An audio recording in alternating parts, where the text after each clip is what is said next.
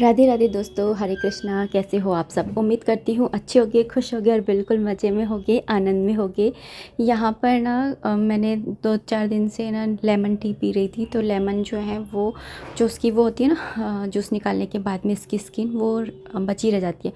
तो उसको मैं फेंकती नहीं हूँ। उसके ना मैं इस तरह से, मेरे पास ये एक बोतल है जिसके अंदर मैं विनेगर और पानी और थोड़ा सा शैम्पू डाल करके और एक सॉल्यूशन बना करके रखती हूँ। उसी में मैंने ना नींबू को भी ऐड कर दिया है। इसके अंदर नींबू के अंदर ना सिट्रिक एसिड होता है और ये ना बहुत ज़्यादा है ना रिफ़्रेशिंग भी होता है और बहुत ही अच्छा है ना, क्लींजर का काम भी करता है। तो मैंने इसके अंदर डाल दिया और 2-4 दिन बाद में ना ये और ज़्यादा अच्छे से वर्क करेगा। अभी फ़िलहाल तो मैंने डाला ही है तो इतना ज़्यादा वर्क नहीं करेगा, लेकिन 2-4 दिन बाद है ना इसका जो सिट्रिक वाला है ना गुण है ना वो वर्क करने लग जाएगा। तो यहाँ पर अभी है ना मैंने जो है गैस वगैरह साफ़ कर रही थी मैं, क्योंकि रात का खाना जो है वो बन गया था। और यहाँ पर हर्षित मुझसे पता है क्या कह रहा है कि कॉफ़ी बना दो तो और वो भी कौन सी, कोल्ड कॉफ़ी। तो मैंने उसको मना कर रही थी कि ना, माना कि सर्दियाँ नहीं आई है लेकिन है ना सर्दी हैं तो है ना कोल्ड कॉफ़ी मत पी। तो उसने मुझे ज़बरदस्ती बोला कि नहीं, आपको कोल्ड कॉफ़ी बनानी ही बनानी है। तो मैंने बोला ठीक है, मैं ना ये किचन साफ़ कर लेती हूँ, फिर उसके बाद में मैं बनाऊँगी। तो अब जब मैं कोल्ड कॉफ़ी बनाऊँगी ना तो मैं, मेरी जो कोल्ड कॉफ़ी होगी, मैंने उसको बोला आइस नहीं डालूँगी। तो उसने बोला ठीक है। तो मेरी जो कोल्ड कॉफ़ी होगी ना उसमें मैं मिलावट करूँगी, गर्म दूध डाल करके, उसको पता भी नहीं चले जिससे। तो यहाँ पर मैंने ना कॉफ़ी ले ली थी और मिक्सी के अंदर ही बना लेती हूँ, क्योंकि मेरे पास है ना ब्लेंडर वगैरह, मतलब कॉफ़ी मेकर या ब्लेंडर वगैरह नहीं है। तो मैं इसी तरह से बनाती हूँ। मैं ना कॉफ़ी ले लेती हूँ, चीनी डाल देती हूँ और उसके बाद में ना दूध डाल देती हूँ छान कर, क्योंकि हर्षित मलाई नहीं खाता है इसलिए। और उसको ना चला लेती हूँ तो अच्छे से झाग आ जाते हैं बहुत सारे और बहुत अच्छी भी लगती है। और यहाँ पर है ना, क्योंकि दूध है ना फ्रिज का था, उसने बोला था अच्छा फ्रिज के दूध से बना दो, वही हो जाएगी कोल्ड कॉफ़ी, बस है ना वो बर्फ़ मत डालना, आइस मत डालना। मैंने बोला ठीक है। तो मैं यहाँ पर चुपचाप से ना 1 गिलास जो है गर्म दूध भी डाल रही हूँ, जिससे कि है ना उसको ज़्यादा ठंड ना बैठे, क्योंकि उसको है ना जुकाम बहुत जल्दी हो जाता है। उसकी जुकाम को लेकर के इम्यूनिटी है ना बहुत ही ज़्यादा ना वीक है। तो यहाँ पर मैंने ना उसको यहाँ पर कॉफ़ी बना करके दे दी थी।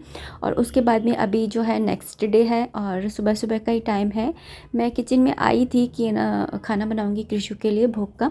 तो पानी वाला भी आ गया था, तो मैंने यहाँ पर बर्तन वगैरह खाली करके और फिर पानी भरवाया है, क्योंकि हमारे जो पानी हम लोग है ना ख़रीद करके और फिर ही ले पीते हैं। मतलब जो वैसा पानी होता है ना जो आता है गवर्नमेंट की तरफ से, वो पानी इतना साफ़ नहीं आता है। तो हम लोग है ना इस तरह से एक बोतल ले लेती हूँ मैं, एक दिन छोड़ करके एक दिन, तो मेरे लिए इनफ रहता है। और सर्दियों में तो मेरे और भी कम उठता है, क्योंकि इतना पीने को नहीं होता है। तो यहाँ पर बस है ना मैंने वो पानी भरवाया है, थोड़ा बहुत फैल भी जाता है तो उसी को मैंने पोंछ दिया है। मैं यहाँ पर ना किचन में एक पोछा रखती ही हूँ अपने अंदर। पहले जब तक मेरे किचन नहीं थे ना तो मैं एक ही पोछा था हमारे पूरा छत पर। लेकिन फिर मैंने ना अपना एक पोछा अंदर कमरे में भी रख लिया है, क्योंकि मंदिर में भी पोछा लगता है, किचन में भी लगता है। और बाहर का पोछा जो होता है ना, उसमें बच्चे भी हैं छोटे छोटे, देवरानी वगैरह के, तो उनका टॉयलेट वगैरह भी पूछता है। तो मुझे है ना थोड़ा सा अच्छा नहीं लगता था, तो फिर मैंने ना अपना अंदर का पोछा अलग ही बना लिया कि अंदर अलग ही रहेगा तो ठीक रहेगा। तो यहाँ पर ना मतलब शुद्धता बनी रहेगी, भगवान के यहाँ पे भी लगता है आखिरकार पोछा, और किचन में भी। तो इसलिए तो यहाँ पर ना मैं बेसन लेने के लिए गई थी एक्चुअली, और मुझे यहाँ पर ना फ्रिज में कुछ भी फैला हुआ दिखता है ना तो फिर मैं पूरा ही साफ़ करने बैठ जाती हूँ। तो मैं बस यहाँ पर ना एकदम पूरा सा, मुझे ना ऐसा लग रहा था बिखरा बिखरा सा। कई बार ऐसा हो जाता है ना कि काफ़ी दिन से हो जाते हैं जमाए हुए, तो फिर ना जगह भी घिर सी जाती है, क्योंकि वो ऑर्गेनाइजेशन थोड़ा ख़राब सा हो जाता है टाइम के बाद में।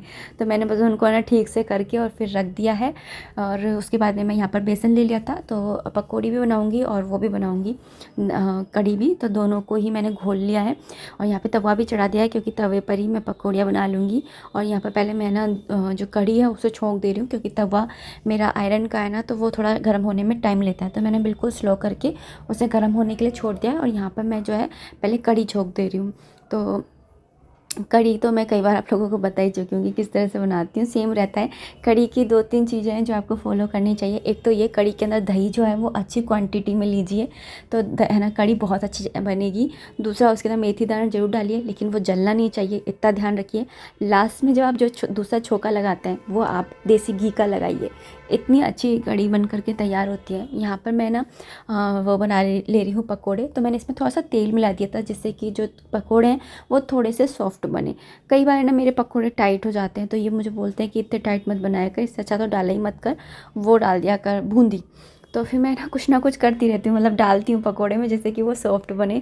या तो कभी सोडा डाल देती हूँ, जैसे कभी तेल डाल देती हूँ, तो ऐसे बनाती हूँ तो फिर वो सही बन जाते हैं। तो यहाँ पर बनाने रख दिए थे। और कढ़ी बने और चावल ना बने, ऐसा तो हो ही नहीं सकता है। वैसे हमारे यहाँ पर कढ़ी के साथ में चावल बहुत कम ही पसंद किए जाते हैं, मतलब कढ़ी से रोटी ही खाना पसंद करते हैं। लेकिन मैं ना थोड़े से चावल भी बनाती हूँ, क्योंकि कढ़ी और चावल तो होने ही चाहिए, कढ़ी के साथ चावल तो होने ही चाहिए। तो यहाँ पे मैंने चावलों को बीन लिया था और ना धोने जा रही थी, लेकिन बीच बीच में ना कढ़ी को चलाते भी रहना ज़रूरी, नहीं तो नीचे से लग जाएगी और फटने का भी डर रहता है। तो चलाते रहना ज़रूरी होता है, जब तक कि एक अच्छे से उबाल नहीं आ जाए तब तक। तो फिर उसके बाद में तो फिर कढ़ी अपने आप बनती रहती है। बहुत ही सिंपल सी रेसिपी, और मतलब टाइम टेकिंग है, लेकिन है ना अपनी खुद की कुछ मेहनत नहीं है, बस गैस पे कुक होनी होती है। यहाँ पर धो कर के लिए आई थी चावल, तो उनको मैंने डाल दिया है। और चावल को जब मैं बॉईल करती हूँ ना, आजकल मैं कुकर के अंदर नहीं बनाती हूँ, ऐसे ही बनाती हूँ, क्योंकि इससे ना वो निकल जाता है स्टार्च इसका, इसलिए। तो लेकिन जब मैं बॉईल करती हूँ तो साथ में इसके अंदर काली मिर्च है, लौंग है, सिनेमन स्टिक है ना, ये सारी चीज़ें डाल देती हूँ, जिससे इनका फ्लेवर भी है ना चावलों के अंदर आ जाता है और काफ़ी अच्छे लगते हैं इस तरह से चावल। चाहो तो बाद में भी एक तड़का लगा सकते हो, लेकिन क्या ही फ़ायदा दोबारा दोबारा मेहनत करो। यहाँ पर ना पैकिंग का आ गया था काम, तो यहाँ पर हम पैकिंग करने लग गए थे।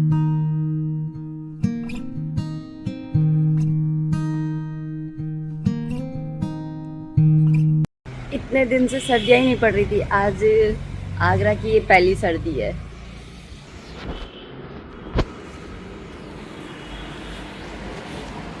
आज आगरा की ये पहली सर्दी है। कैमरे में ना ये फोकस नहीं करेगा, बहुत उजेला भी दिख रहा होगा, लेकिन ऐसा कुछ भी नहीं है, बहुत ज़्यादा कोहरा छा रहा है।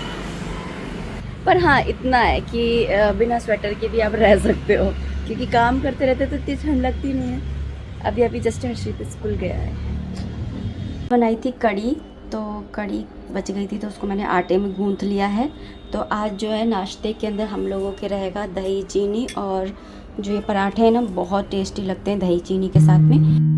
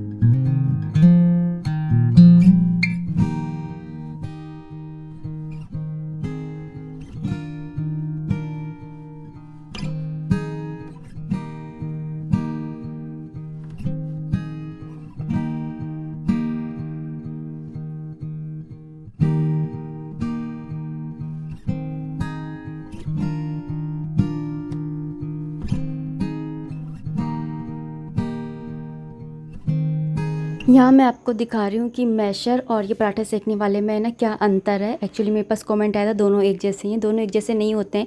ये थोड़ा सा ओवल शेप में होता है जिससे कि मैश हो सके, और ये एकदम नीचे से सपाट होता है, दोनों में ये अंतर होता है।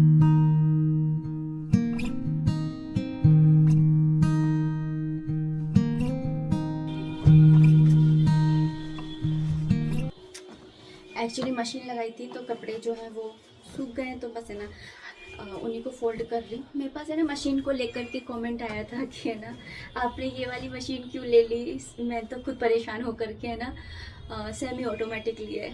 तो कुछ प्रॉब्लम आई थी, क्या क्या प्रॉब्लम आई थी बताइएगा, क्योंकि अभी तक तो मुझे तो खैर कोई प्रॉब्लम नहीं आई है। मेरे सारे कपड़े वो अच्छे से धो रही है, बस हाँ जीन्स धोने में वो थोड़ी सी दिक्कत कर रही है। और जीन्स होती भी इतनी गंदी है इनकी, तो बहुत ही ज़्यादा गंदी हो जाती है, तो जिसकी वजह से है ना मुझे ऐसा लगता है वो नहीं धो पाती मैं हाथ से धोती थी ना तो तब भी वो साफ़ नहीं होते थे।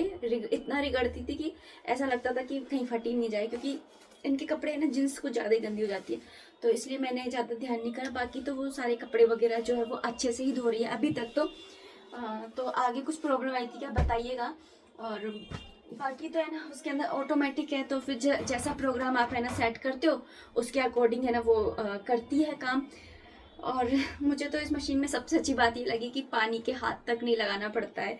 और सर्दियों में भाई कभी यहाँ दर्द कभी वहाँ दर्द, तो मेरे वैसे ही हाथ में बहुत ज़्यादा दर्द है, मैं कोई भी चीज़ उठा भी नहीं पा रही हूँ। तो मुझे तो है ना अभी तक तो अच्छी लग रही है। आप लोग बताइएगा और कि क्यों आपने ऐसे बोला। मेरे हस्बैंड जी को भी है ना ये मशीन कुछ ज़्यादा पसंद नहीं आई, क्योंकि जो जिनकी सेमी ऑटोमेटिक मशीन जो एक बार यूज़ कर लेता है ना, तो फिर उसको ऑटोमेटिक मशीन ना बिल्कुल पसंद नहीं आ सकती है, इतना तो है। एनीवेज, अब मैं इस वीडियो को इतना ही रखना चाहूँगी। उम्मीद करती हूँ वीडियो पसंद आई होगी। अगर आई है तो प्लीज़ लाइक कर दीजिएगा। कोई भी कमेंट है, कोई भी सजेशन है, आप कमेंट बॉक्स के थ्रू मुझे कर सकते हैं। मिलते हैं नेक्स्ट वीडियो में, तब तक आप अपना खूब सारा ध्यान रखिए, खुश रहिए, कीप एंजॉइंग। जय माता दी, राधे राधे, हरे कृष्णा।